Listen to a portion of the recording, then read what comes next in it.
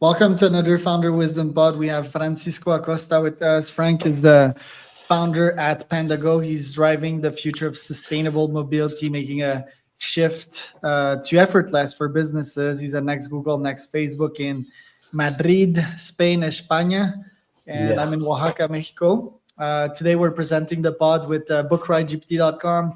It's an application that takes some of your posts on LinkedIn or Twitter and converts them into a beautiful Kindle book with AI in a couple of minutes. So if you want a free credit on me, you can go to bookridegpt.com. Frank, welcome to the pod. Tell me a bit more about yourself and what you're up to nowadays. Yeah. So thanks, Charles, for this time and the invitation. I'm the founder of PandaGo. I started this venture 4 years ago. Come from big tech, working in Facebook and Google. Landed in the operations team at Facebook, then transitioned into the sales team at Google, and then started PandaGo, as I mentioned, 4 years ago. How did Currently, you? yep. Yeah, go ahead. Sorry, finish up. No. Currently living in Spain, as you mentioned, in Madrid, and currently in operations throughout Spain, and soon looking to launch international. Very cool. Yeah, my first question was, how did you get into Facebook and Google? Were you always fascinated by tech? Did you see these companies as what they could have been back then? So that's a great question. I actually got into tech not because I was fond of being techie or anything, but at that time it was those companies were booming, and I wanted to like join the wave and be in the momentum that everybody was wishing they could be in. So luckily enough, I landed into Facebook first. And yeah, I was there for a couple of years just learning about how these tech monsters were building their products and their strategies. And you probably studied Zuck. What did you learn from the guy? Like even nowadays, he's quite the gladiator. He's still in the arena fighting while Larry and Sergey left years ago, right? Yeah, so I obviously everybody knows about Suck, and I actually got to see him personally when I joined Facebook. Obviously, I saw him, like said hi, and that was it. Everybody wants to meet him. But it was amazing to see how he envisioned the company and how he was always thinking 10 years ahead of what everybody in the company was thinking, and how he until now he manages to accomplish everything he has in his head, even though sometimes people like refute and say he's thinking too way beyond our times. But it's incredible how he actually comes down to earth and manages to get things done. It's very impressive. Yeah, and his metaverse ideology, I don't think panned out really, but that's for various reasons.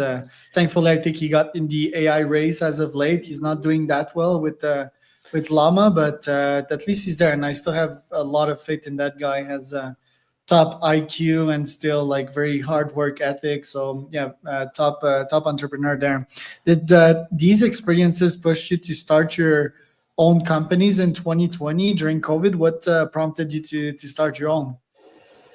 So what actually started me to get on my feet and start something on my own was basically the speech when you get into any of these companies, Facebook, Google, LinkedIn, Amazon. They're always telling you about like how they have this entrepreneurial mindset, so they actually build you up into it. And when you actually see that, in my case, I had a fit into like I really wanted to start something on my own. I think you acquired enough skills that you need, basically replicating many processes, strategies, how things are done. For example, specifically with Sug, the way he tries everything, and if he fails, he just pivots and tries something else and gets. He also one time wanted to launch his own kind of like digital currency, the marketplace, everything, and I Libra. was. And I was there, like seeing how all these products were being tried out. And once you land 1 in 10, and you actually make big bucks out of it, that's what I wanted to do. So basically, I was like, I'm gonna start. Let's see how it goes. Started with a couple ideas before I launched this, and then when this started tractioning, I was like, okay, this time left Google and just decided to give it a shot. That was basically it. Yeah, because when you check the risk of failing a startup, it's not that big usually. I mean, if you bootstrap, you might like suffer a bit economically, but like, is this worse, right? There's like worse things in life. For example, being trapped in a 9 to 5 and then waking up at like 40 years old, realizing you're not happy. If you raise capital, if you failed, you might frisk a couple of investors. They might be a bit pissed at you, but I mean, that's the name of the game, right? Like if they invest in you, they're taking big risks, especially in the Exactly. venture capital. Did you raise capital for your first one, Factor Engagement, or was that only for PandaGo? So no, first one I bootstrapped all of a couple of projects and failed in some of it. Well, factor engagement is still going on. I'm not active in that one, but it's still going on. And just PandaGo was the one I've started with venture capital. And yeah, what you mentioned, Charles, is basically it. Worst thing is waking up and seeing that your day to day is not, you're not happy in what you're doing, and I think it's better just to take the risk and actually do something that you like and that you love. And sometimes it turns out in the right path, and if you have passion for it, it eventually is going to turn out okay. Yeah, because big corporations turn you into a zombie like very slowly, and they reward you with your drug, right? Which is money. Oh, you get that bonus, but you wake up couple of decades later, then you just realize you lost your values. You're not yourself anymore. You're like this corporate brat that does everything for a dollar. You don't filter things anymore with your values. I think that's very dangerous. I think that's a good percentage of the planet right now, especially with high ambition people that could be changing the world, that could be leading their own companies. And I think the very worst thing is also the age of AI in which we're headed to. I think the future is very much entrepreneurial, and if you're stuck in that 9 to 5 mindset of pleasing your boss, you don't have a chance in this AI market. And I think it's going to be incredibly hard. Tell me what you're building with PandaGo. What inspired you into sustainability? I know Europe is pretty big on that. Why was that important for you? So for me, sustainability has always been important, not on like what I'm doing now, but also like on my daily life. Like I've always tried, like I'm very pro on recycling, on climate change, and everything. So when wanted to do something and start something on my own, I always looked into.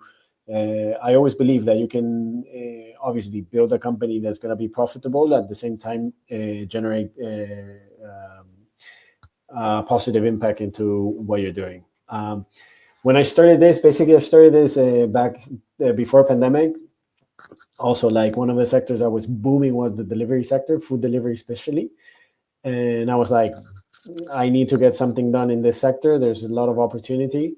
And basically it took me a couple of days to see like, okay, I need to do something within this sector and just launch it and start and get something done and move quickly because the sector was booming, still is. So And that business, that specific business, is it capital intensive? Because in the end, you're buying like vehicle floats, right? And you're reselling them, or reselling them at a fraction, a monthly payment or per usage payment to companies like Glovo, for example. Tell us about the business model there. yeah, so I generated a business model that luckily is not capital intensive, basically because I don't buy the assets.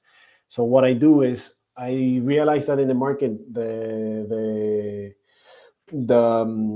vehicle itself, there's many players in the market. So what I do is like I aggregate the demand. Sorry, I aggregate the supply of vehicles, put technology on top of them with a fleet management platform, and then sell the vehicle subscription plus services on top. And when I aggregate everything, that's where I add value, and that's where I get clients like Glovo, restaurants, and also working with Uber Eats, working with fleets. Uh, Mainly, everyone involved in the food delivery sector in Spain is a possible client of mine. Okay, so let me simplify this. Let's say that I'm Glovo, I'm buying your vehicles because they're electric. It's a good branding move for me, right? I can also Mhm. potentially save some money using your vehicles and so forth. Can give these vehicles to people that are doing the delivery for me, which may not have a suitable vehicle as well. So there's various advantages. I can brand it as well. I can put my brand on Correct. there, which is very professional. So that's clean. What do I have to pay for it? On I'm paying like the full lease plus an extra on top of that. Yeah. So basically, what you do is you change. So many of these companies come from a, well, not global, but other companies come from a capex mentality, and now I'm changing it to an opex mentality. Basically, forget about buying assets, forget about operating them. I'll do that for you. So you pay a subscription fee, basically a monthly fee that includes the vehicle, includes SaaS licenses, and includes managed service. What I'm basically doing, Charles, is if you have a team of 6 people operating a fleet of 300 vehicles and you have a warehouse and you have to dedicate resources, that's when I come in and say, like, get rid of that. I'll make sure that every time you have to deliver something, a burger, a pizza, and everything, the vehicle is going to be there. It's going to be branded. It's going to be functional, and you're going to get your deliveries done. Yeah, That's I basically like that. my value. Yeah, that's a huge value on. Do you have competition in your niche in Spain specifically or in Europe? Yeah, obviously, we have competition, not on the end-to-end solution, but on parts of the solution. So basically, I have competition on the vehicle side, vehicle providers. I have competition on the software side, pure software players, and obviously, I have competition on the managed service side. On the end-to-end kind of scale, we're kind of the only ones here in Spain doing it. But I mean, obviously, competition is going to rise because any of those players can expand their services, and then they can become my competition. And for the electric scooters that I saw, let's say that they cost like 5K euros each, right? Like how much do I need to pay per month? Is it around 200, $300 a month? Yeah. So depends on the type of vehicle you're getting and the type of service that you hire. But yeah, ranges between 220 to 300 euros a month. And what's your average order? Is it 100 scooter, 1,000 scooter per company? So currently we're handling medium sized fleet is around between 60, 70 vehicles. That's kind of where I'm at. I don't do fleets lower than 40, 30 vehicles because I'm not going to add you any value because handling 10, 15 vehicles, you can do it on a piece of paper with an Excel. Where I come in is when you have a whole mess, when you have many vehicles, many delivery drivers, a big fleet. That's when I'm going to add value to your business and make it cost efficient and better for you, basically. Let's say that I'm global, I'm experimenting that, right? I'll be going with you for like 5% of my fleet, and then if it's better, it's like 10, 15. Well, is it possible that it reaches 100 one day, or? So I hope so. It reaches 100. Currently, the market now currently segmented between like gig workers, freelancers, and 3PLs or own fleets. On the side of fleets, I add value obviously, and the value I add is most of the times is 100% of the fleet. So if a fleet has 300 vehicles or 500 vehicles, they'll get all the vehicles with me. Wow. Uh, on the side of, but it all starts as you mentioned, obviously, because I have long-term contracts, and this is kind of like when I started, for example, with Glovo, I started with 20% of the fleet. Next year, 50% of the fleet. Currently, 100% of the fleet on the grocery side. So that's currently managed by me 100%. Wow. And the freelancer with the rented electric scooter, can he uses the scooter for his own personal use? Like, how did that work? Yeah, so we have. I launched last year a special product for freelancers, mainly offering them a vehicle ready for delivery, and obviously they can use it on their personal use because they're paying for it. So my client is the actual delivery driver, and yeah, it's currently working, and we handle both set of products, one for freelancers and then one for fleets. It's we combine both. Because if it's for the company, the freelancer walks or scoots with his own personal vehicle to the fleet, and then he uses that vehicle the full day to work, and then he returns it and then goes to his home. Is that how it works? We have a mix. Sometimes when they have to share vehicles, they'll like combine, get two drivers to actually share the vehicle. But then also here, most platforms will allow the delivery driver to take it home. I mean, it's convenient for them. Now, my favorite part that would be data, right? You track the data, how fast they're going, if they're driving like crazy, if they're going on time, and most importantly, I'm not sure if you have that, but that would be great, like a box to track if there's like bacteria in there, if the food is like coming hot, right, and stuff like that. Like, what? Tell me a bit more about the data part. Good, great question, actually.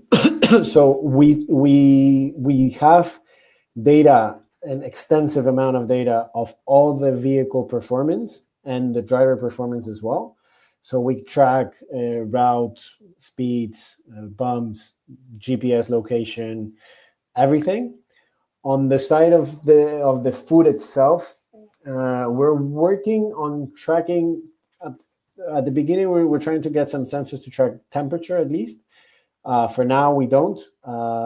Mainly because it's also a food delivery, like the one I handle, it's point to point, it's 15, 20-minute deliveries.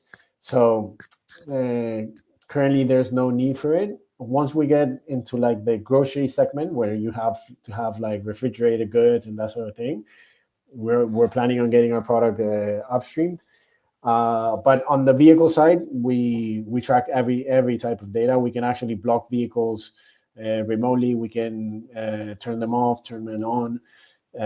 We have pretty much almost all control over the vehicle remotely. So that's On the vehicle side of things, what kind of discounts do you get from buying in bulk from them? And how are you A/B testing new ones? great. So as I don't buy the assets myself, I'm always trying new assets because I'm always trying to like get. I have an agnostic software and agnostic platform that I connect myself to any sort of vehicles. The way we test it is we have a group of 20, 30 reliable delivery drivers. They're always close to us. We provide them with vehicles, and whenever there's one player that wants to get tested in the market, we'll give them the vehicle, and the user itself is the one who gives us the feedback. Says this one's work, this one doesn't. We've tried, I think, over 15, 20 different types of vehicles. We handle a portfolio of 4 or 5 different types of vehicles, mainly also because of geographical places. There's vehicles that are better on hills. There's vehicles that are better on the coast, hot weathers, cold weathers. Everything, performance of the vehicle changes, especially when you're handling electric vehicles with the batteries. And when we buy in bulk, obviously, like we don't get discounts itself, but what we do get is leverage on services. Mainly, like we get prioritized on the garage and on the service side, so that we can have seamless experience for our clients. Why don't they give you discounts? Like, I would negotiate that. Like, you must have at least a couple of thousands of vehicles right now, right? Yeah, we're almost like in the 1,500 vehicle mark. I'm more prone of having more service for the value that I'm paying than getting a discount. So that's why we negotiate. Like, because also what I provide to my clients is service. I'm not going on price. I don't compete on price. So what I try to leverage is if I get a lot of vehicles to get prioritized, get more service, get more value added into what I'm paying, rather than getting a discount. So that's mainly the reason. Got it. Yeah, makes a lot of sense. De-risks it for you. It's more long-term and sustainable. When are we going to see autonomous fleets in Spain? I believe in Silicon Valley, it's already almost the norm, right? When are we going to see that in Spain? I would love to see it very, very soon. Actually, thing Because is, humans are problematic, right? yeah, and handling fleets and everything, it's crazy. Imagine like I have 1,500 vehicles under management. Yeah, That it's means chaos. I have 3,000 or 3,500 people riding those vehicles. There's a lot of complexity behind autonomous vehicles. Here, the only problem is regulation wise, Spain is a bit tight on And that Europe. side. Europe in general, so compliance side is a bit tight. I know a couple of players that are doing testing, and especially like I've been to Germany. They were trying autonomous vehicles there, small robots that take the food. I know delivery is also trying some autonomous things in the UK. In Spain, we're open to trying anything when it comes into the market, but I don't I would like to see it as fast as you, Charles, but I don't see it happening in the near future anytime soon. And how do you manage that chaos mentally, like emotionally? How you stay sane as a founder? Well, that I think that's the best question. Basically, I think if you have, for me, it's I love coming to the office every single day, and that's the drive that I get. When I come into the office and I see all the staff here, 30, 40 people working, I see it, my motorcycles on the streets. I go talk to delivery drivers, and they're like getting an income because I can provide them with a vehicle, that sort of thing. That's what gets me motivated and keep going every single day. Obviously, I handle operations, physical operations every single day. There's tons of issues going on, but the only way to get through it is on that side, and also on the side that I'm passionate about what I'm building. I'm confident that what I'm getting done is generating a positive impact into people, into society, and that's how I thrive and get through the day.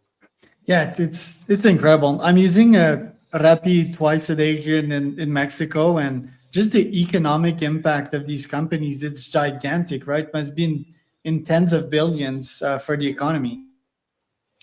Yeah, so I was just reading about the platform delivery in the world. I think it's a business of like 190 billion that moves around the world.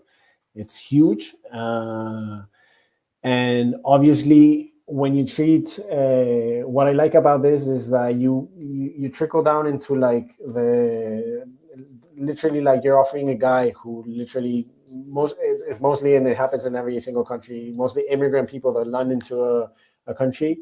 The easiest way to start making an income is get on a bike, start delivering, get an income. And in many places, I know, for example, in Spain, you can make a decent living out of like being a delivery driver. It's a decent way of living, and you get reasonable income, and you can have family, kids, everything, and make it a long-term job as well. Right. And that's probably 80% of the truth, right? Do you feel that 20% that we've seen like Uber sort of taking advantages of driver as a guy that's inside the industry? Do you feel that this is true, or it's just a net positive impact for society? I think in general, it's a net positive impact for society. Um, Also depends on the market that you're working in. For example, in Spain, you have fleets that operate for platforms. So basically, the drivers that are delivering are employees. They're not freelancers. So that's where you start getting kind of like dignifying their jobs and actually getting them decent pay, controlling their hours, and actually they're getting vacations. That it's making it more reasonable for them. Obviously, like in every spectrum, when there's a free market, there's going to be a part that is that people take advantage. For example, working in the mornings from 1 a.m. to 4 a.m. Because people are ordering burgers after partying, and somebody has to deliver them, and it's kind of like part of the free market world. But the tendency, I think, and it's happening, for example, in Spain, it didn't happen last year. Now it is like delivery drivers have to become employees. France is going to do it as well, Portugal, Italy. And I think it's going to be trickled down into many markets doing it. One, basically compliance regulations. And two, they're noticing, most platforms are noticing that you can also gain efficiencies by doing it. So it's a win-win situation. Yeah, I respect that, but I think the future is like fully entrepreneurial, right? It's all about risks. If you don't have a job and you're gonna get an easy opportunity like that, quote unquote easy, right? You need to take risks and you need to be by your own. Like you said, you need to deliver that burger at 4 a.m., right? And I mean, being on a motorcycle always involves risk. I guess there's insurances for that. I think it should be the company's duty to do that. I think the freelancer model is someone good. Yes, there's tax avoidance schemes, which is not always a bad thing because companies are hard to run as well. But it's a complex issue. But yeah, Europe is very much on the regulation and compliance side of things for sure. Frank, where can people find out more about you? So basically, I'm not very good in social media, but LinkedIn is the platform I use the most. That's where I'm more active. That's actually where we actually met. And then just around PandaGo, sometimes I appear within posts they do from the company. But yeah, LinkedIn is basically where they can find about me. All right, that was Frank Acosta.